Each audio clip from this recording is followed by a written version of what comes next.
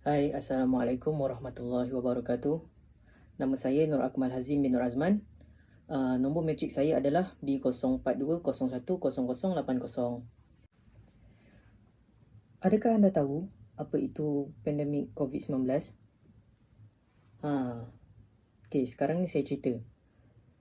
Pandemik COVID-19 atau lebih dikenali sebagai coronavirus adalah satu virus yang diiktiraf sebagai WHO sebagai virus peringkat global. Okay, kalau korang tak faham apa maksud ni, saya ceritakan. Kenapa dia diiktiraf sebagai peringkat global? Kerana pandemik ini dia boleh dijangkiti oleh sesiapa saja. Kalau kita tengok daripada berita sekarang ke, banyak negara yang telah terlibat dengan virus ini. Okey. Virus ni sebenarnya, virus coronavirus ni, cara penyebaran dia sama je dengan influenza, iaitu dengan 3 cara, iaitu batuk, bersin dan pernafasan. Okey, kalau nak tahu macam mana cara penyebaran dia, kita tengok video ni dulu. Let's go.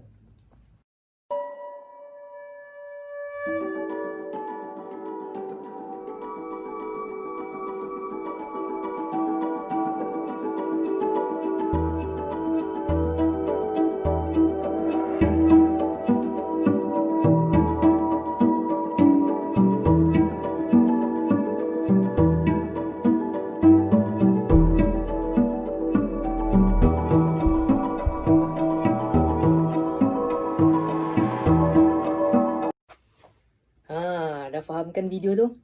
Okey. Sekarang ni, mungkin ada yang tanya, mungkin. Apa itu WHO yang Ajim cakap tu? Okey, korang boleh panggil saya Ajim Okey, kalau nak tahu apa benda tu WHO, jom kita search dulu. Let's go.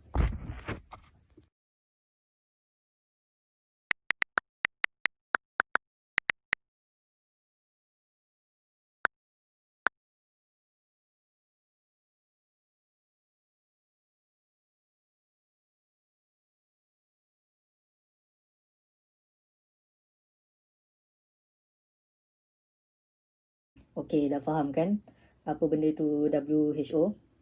Okey, kita boleh cakap yang WHO ni dia macam pusat kesihatan sedunia. Okey, tu je. Okey, sekarang ni kita akan menceritakan tentang COVID-19 ni dan apa kesan dia kepada semua masyarakat dan dunia. Okey, COVID-19 ni boleh dikategorikan sebagai virus yang amat bahaya. Okey. Virus COVID-19 ni, kita boleh cakap yang dia akan efek besar kepada 4 aspek dari segi dunia, iaitu sosial, ekonomi, pendidikan dan kesihatan. Okey, hari ni saya akan cerita tentang efek sosial daripada COVID-19 ni. Okey, let's go. Okey, kalau dari segi sosial, pandemik ni dia akan menyebabkan 3 benda, iaitu depresi, kegelisahan dan tekanan. Sekarang ni kita akan menceritakan tentang depresi atau lebih dikenali sebagai depression. Depresi ni atau depression ni, dia ni sering dikaitkan dengan masalah peribadi seseorang. Macam mana depresi ni boleh terjadi? Okay, depresi ni terjadi sebab seseorang tu mungkin dia sedih, dia ada masalah, lepas tu dia tak ceritakan masalah dia dekat seseorang. Kita boleh cakap yang kita ada ibu bapa, kita ada saudara mara, mungkin yang duduk satu rumah dengan kita. Tapi kalau kita tengoklah, kebanyakan orang dia lebih rapat dengan kawan dia berbanding dengan ibu bapa. Betul kan? Jadi bila COVID-19 ni terjadi, dah tersebar dekat seluruh dunia, kita kena mematuhi SOP, betul tak? SOP dia salah satunya adalah lockdown. Lockdown adalah kita kena duduk rumah, tak boleh keluar kalau ada urusan penting. Betul tak? Kan, kalau kita tengok, benda ni terjadi untuk mengelakkan virus ini tersebar dengan lebih efektif. So, kita akan mematuhilah SOP tu untuk memutuskan rantaian COVID-19 ni. Okey, jadi kalau kita tengok dekat sini, bila kita lockdown, lepas tu seseorang tu ada masalah peribadi, dia sedih, lepas tu dia nak menceritakan dekat seseorang. Lepas tu macam yang saya cakap tadi, setengah orang ni dia rapat dengan kawan dia lebih daripada family. Betul tak?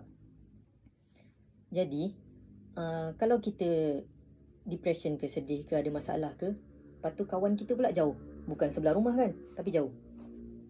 Jadi depression ni mungkin akan jadi lebih teruk. Betul tak? Depression ni mungkin akan menyebabkan situasinya menjadi lebih teruk. Contohnya kematian.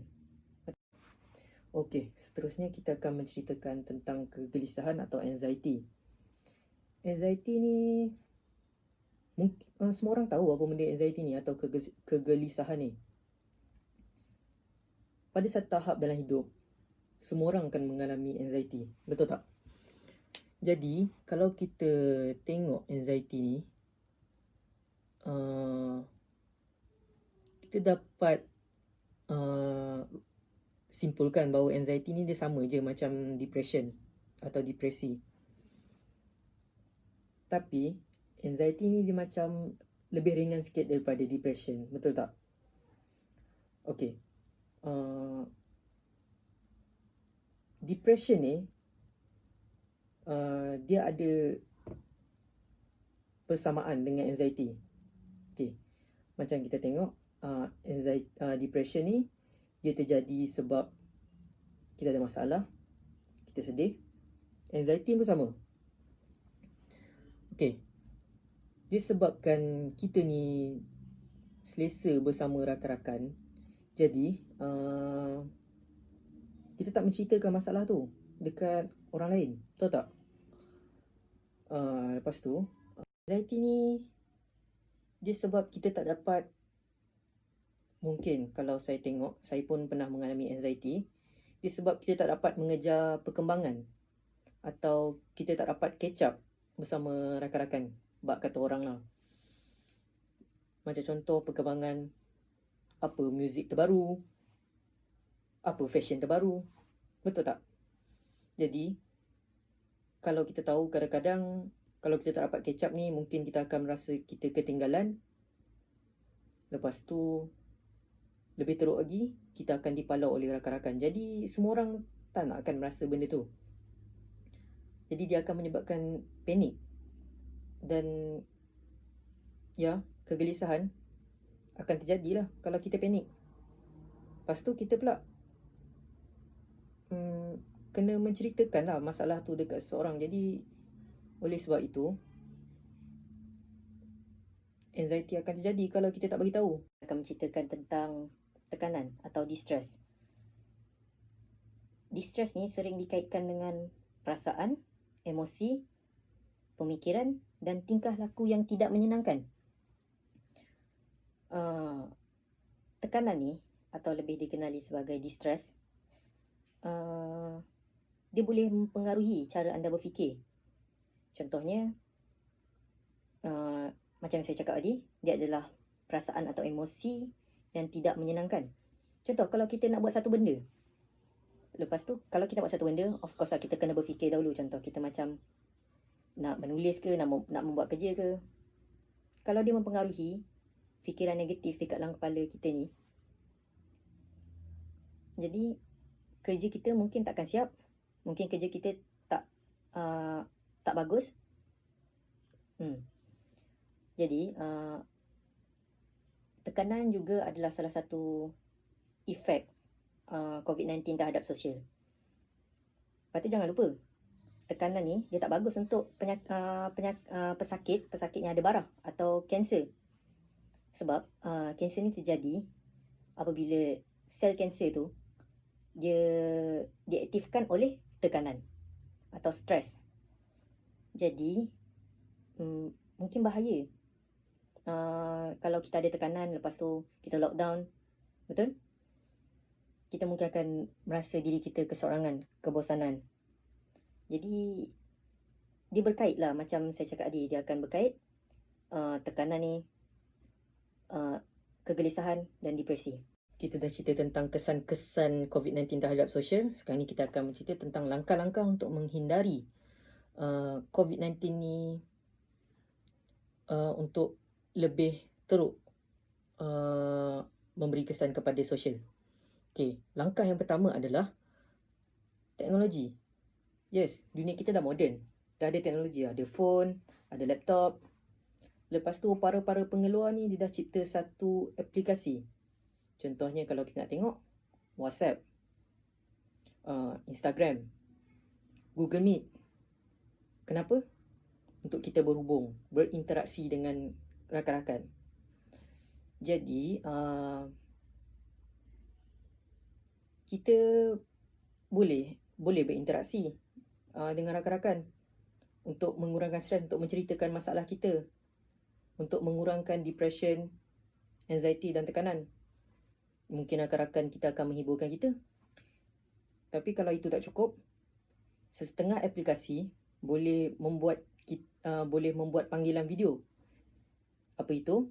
Panggilan video tu macam kalau kita nak jumpa muka kawan kita. Betul tak?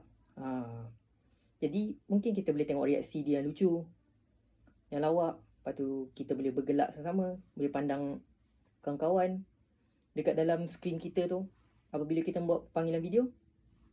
Langkah kedua adalah berdoa. Okay, seperti yang kita tahu, kita ni adalah manusia. Kita mempunyai agama. Lepas tu, agama ni adalah kewajipan kita sebagai manusia. Kalau dalam agama ni, saya yakin setiap agama mesti ada doa. Kita mesti berdoa kepada Tuhan, betul tak? Tak kisahlah Islam ke, Kristian ke, Buddha ke, Hindu ke. Semua agama sama. Kita kena berdoa, betul tak? Kenapa? Sebab berdoa ni kita dapat menenangkan jiwa. Kita dapat mengisi kekosongan di hati. Itu kalau orang Islam lah. Jadi saya tak tahu sangat kalau mengenai dengan agama-agama lain. Tapi saya yakin semua agama sama. Kalau kita berdoa, kita akan tenang. Kalau kita berdoa, kita akan tenang. Betul tak? Jadi benda ni dia ada kaitan dengan spiritual, rohani semua tu. Sebab Tuhan menciptakan kita untuk meminta pertolongan daripada dia. Apabila kita meminta pertolongan, kita tak akan merasa kesunyian. Betul tak? Kita tahu ada yang menjaga kita. Jadi, jika kita berdoa,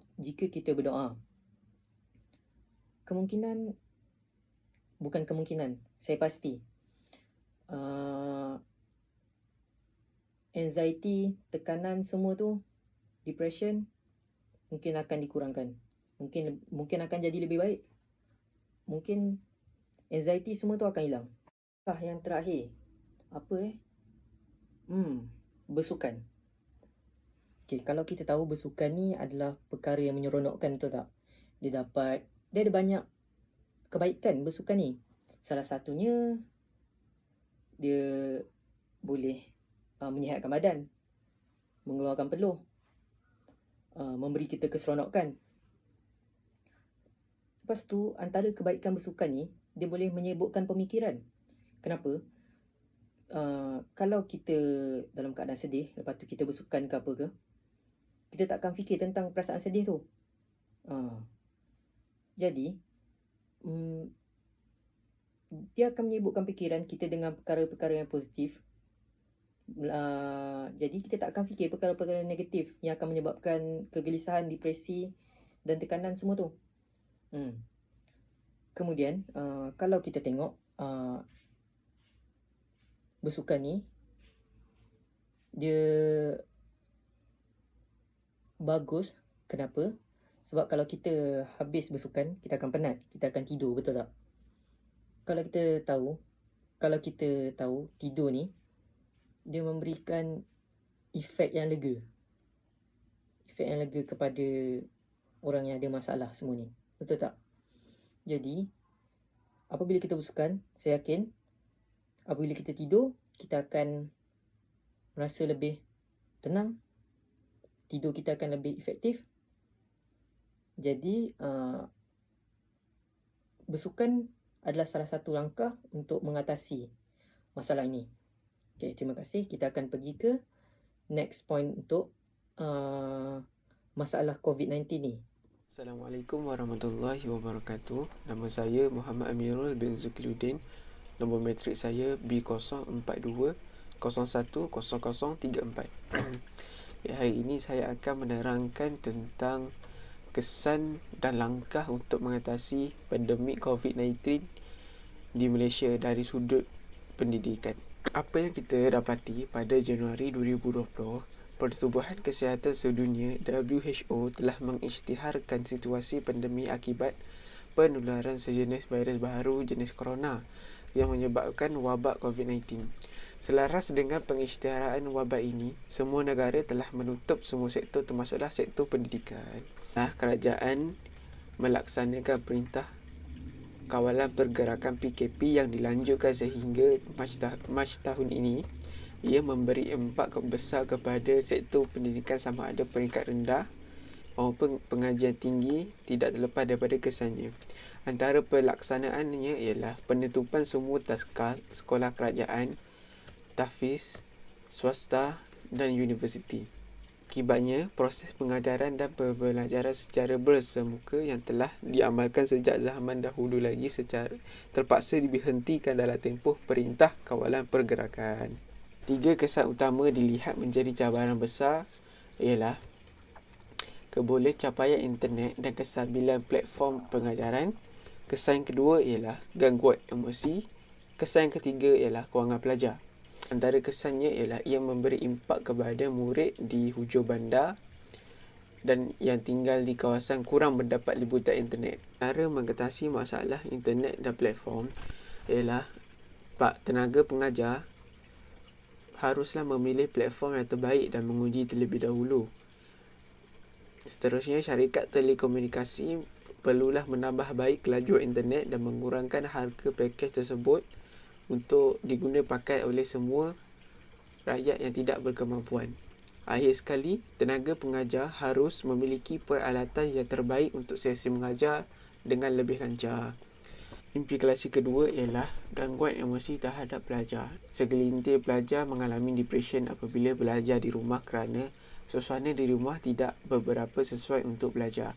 Antara langkah untuk mengatasi perkara ini ialah platform kaunseling mestilah diwujudkan untuk memantau kesihatan mental para pelajar. Yang kedua, ibu bapa harus memantau anak-anaknya dari semasa ke semasa dan sentiasa memberikan sokongan kepada pelajar.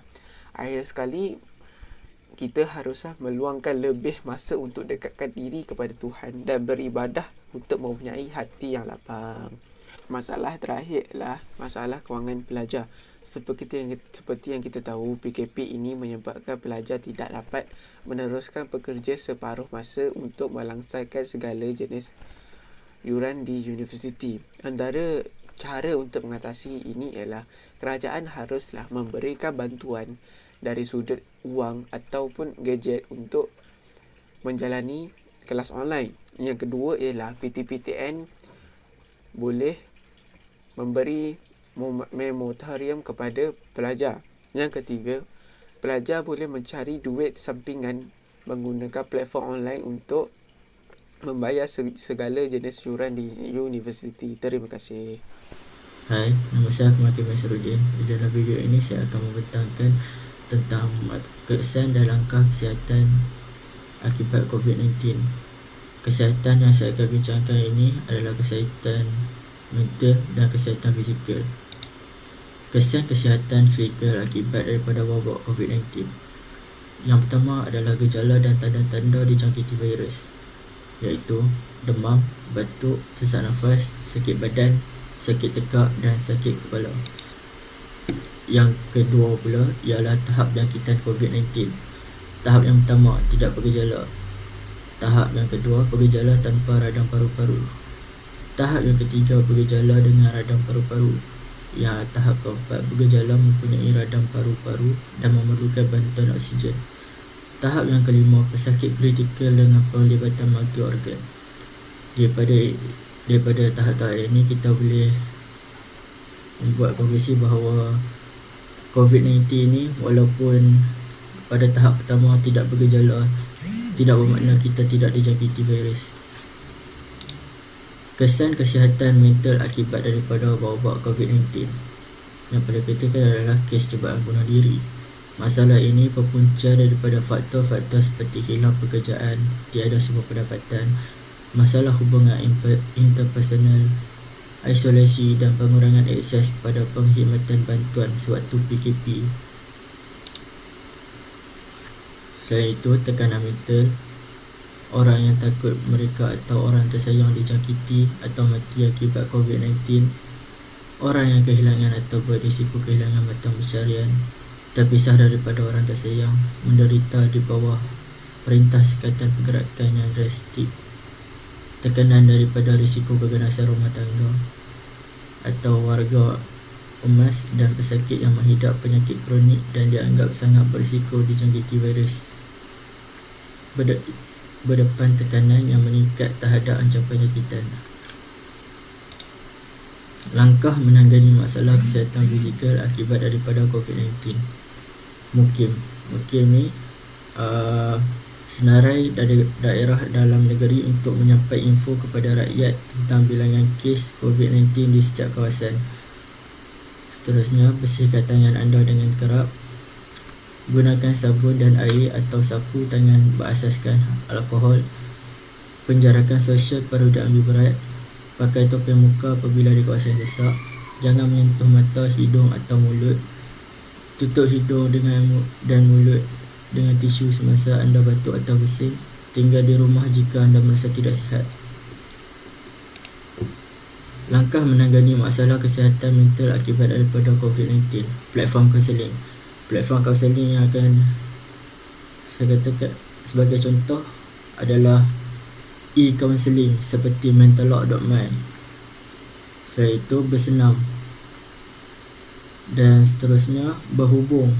Berhubung ini boleh dilakukan melalui social media, contohnya WhatsApp, Instagram atau pelbagai banyak lagi media sosial yang boleh digunakan. Dan akhir sekali, bisnes atas talian. Bisnes atas talian ni adalah inisiatif kepada yang hilang pekerjaan.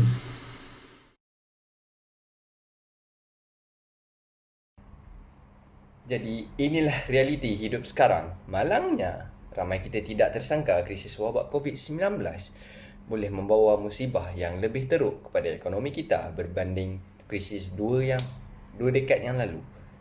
Jadi antaranya krisis yang telah dihadapi ialah Malaysia menghadapi krisis kewangan Asia pada 1997 dan kelembapan ekonomi global selepas peristiwa 9/11 2001 dan krisis kewangan global pada 2008. Menteri Kewangan Tengku Datuk Seri Zafrul Abdul Aziz berkata sejak awal Mei, Kementerian Kewangan sudah mengadakan sesi libat urus bersama lebih 100 pihak berkepentingan. Ini sudah termasuk dalam sektor pelancongan, usahawan, sosial, industri kreatif, teknologi, e-dagang dan lain-lain lagi. Jadi seperti yang kita tahu, kemelesetan ekonomi semakin serius di negara kita. Malaysia akan menghadapi masalah-masalah yang berikut. Yang pertama sekali, kehilangan pekerja. Menteri Jabatan Perdana Menteri Ekonomi Datuk Seri Mustafa Mohamed mengumumkan bahawa Bank Negara meramalkan angka pengangguran boleh meningkat sehingga 1.8 juta orang dalam beberapa bulan yang akan datang. Yang kedua ialah pengurangan pendapatan untuk perniagaan kecil. Apabila pendapatan agregat pekerja menurun, perniagaan kecil ini akan menghadapi kemerosotan dalam jumlah penujadan mereka kerana permintaan belian juga yang semakin menguncup. Yang ketiga ialah pengurangan pendapatan pekebun kecil. Harga-harga komoditi ini akan merosot. Jadi, marilah kita sambung ke bahagian yang seterusnya. Jadi, seperti yang kita tahu, COVID-19 juga telah menjejaskan kesihatan ekonomi negara kita. Tapi, ia mempunyai 3 saluran utama. Yang pertama ialah sektor pelancongan dan sektor-sektor berkaitan terjejas akibat sekatan kemasukan pelancong asing dan kawalan pergerakan yang menjejaskan aktiviti pelancongan domestik. Yang kedua ialah sektor-sektor ekonomi dalam negara terjejas akibat kesan rantaian bekalan global. Contohnya, pengeluaran sektor pembuatan automobil dan topeng muka terjejas kerana kekurangan pengeluaran bahan mentah di negara-negara yang terjejas akibat COVID-19 seperti di China. Sektor pengangkutan udara juga terjejas kerana syarikat penerbangan terpaksa menghadkan atau memberhentikan seketika operasi penerbangan segmen luar negara. Yang ketiga ialah guna tenaga perniagaan terjejas akibat daripada pekerja yang terkena jangkitan dan juga arahan sementara kawalan pergerakan penduduk. Akibatnya pengeluaran barangan dan perkhidmatan semakin berkurangan. Hello, Assalamualaikum semua. Jadi terima kasih kepada sahabat saya yang telah memberikan penjelasan tentang kemensiasatan ekonomi sebentar tadi. Oleh itu, izinkan saya juga untuk menerangkan lagi tentang jalan penyelesaian. Berikut adalah beberapa peranan proaktif yang boleh dimainkan oleh isi rumah dan pemain industri di dalam membantu pihak kerajaan menguruskan ekonomi semasa krisis. Yang pertama ialah jual beli dalam talian, e-dagang dan adaptability. Oleh itu, marilah kita lihat daripada aspek satu persatu seperti yang dinyatakan di dalam isi berikut. Dari itu, marilah kita lihat daripada pemain industri. Okey, pemain industri boleh menyalurkan maklumat tepat berkenaan aktiviti-aktiviti yang berkaitan dengan pengeluaran dan perniagaan mereka. Contohnya, semasa PKP, pengeluaran bekalan makanan bukan sahaja perlu mencukupi, malah tiada manipulasi harga yang perlu berlaku di pasaran. Untuk memastikan perkara ini terjamin, syarikat-syarikat atau pertubuhan perniagaan perlu melaporkan data-data dan permasalahan yang tepat supaya tidak dapat tindakan yang tidak sepatutnya diambil kepada syarikat tersebut. Di samping itu, hindarkan mengambil kesempatan perniagaan ke atas kelemahan sistem pelaksanaan pakej rangsangan. Dana bantuan kerajaan adalah terhad. Jika syarikat-syarikat masih boleh bertahan dan mempunyai aliran tunai yang kukuh, maka berilah peluang kepada syarikat-syarikat yang lain yang hendak dan lebih memerlukan. Contohnya seperti pemiliki rumah sewa, kedai sewa, tanah sewa perlulah menangguhkan bayaran sewaan atau berikan kadar diskaun seperti mana manfaat moratorium yang mereka telah peroleh. Jadi seterusnya, izinkan saya untuk menambung lagi daripada segi isi rumah. Jadi daripada segi isi rumah, penilaian semula gelagat pembelanjaan isi rumah dalam tempoh PKP ini, isi rumah perlulah tertumpu kepada perencanaan berbentuk talian sahaja. Dan ini juga akan membuatkan komitmen pembayaran hutang bulanan boleh terlangsai. Kemungkinan bebanan kewangan isi rumah sebelum ini dipengaruhi sebahagian besarnya oleh perbelanjaan kepada bukan keperluan yang terarah kepada gaya hidup. Contohnya seperti sofa, baju, kereta dan lain-lain. Tapi sepatutnya semasa tempoh pasca PKP akan lebih mendidik isi rumah lebih rasional dan berbelanja. Oleh itu, e-dagang juga memerlukan perkembangan yang sejajar keperluan permekasaan sektor logistik. Melihat keadaan semasa, aktiviti e-dagang mengambil masa yang agak lama sebelum sesuatu barang sampai ke tangan pembeli disebabkan penggunaan khidmat yang meningkat. Oleh itu, rakyat Malaysia haruslah cenderung melakukan aktiviti jual beli melalui e-dagang yang dilihat berterusan biarpun selepas COVID-19 berakhir. Jadi itu sahaja daripada saya dan saudara saya sebentar tadi.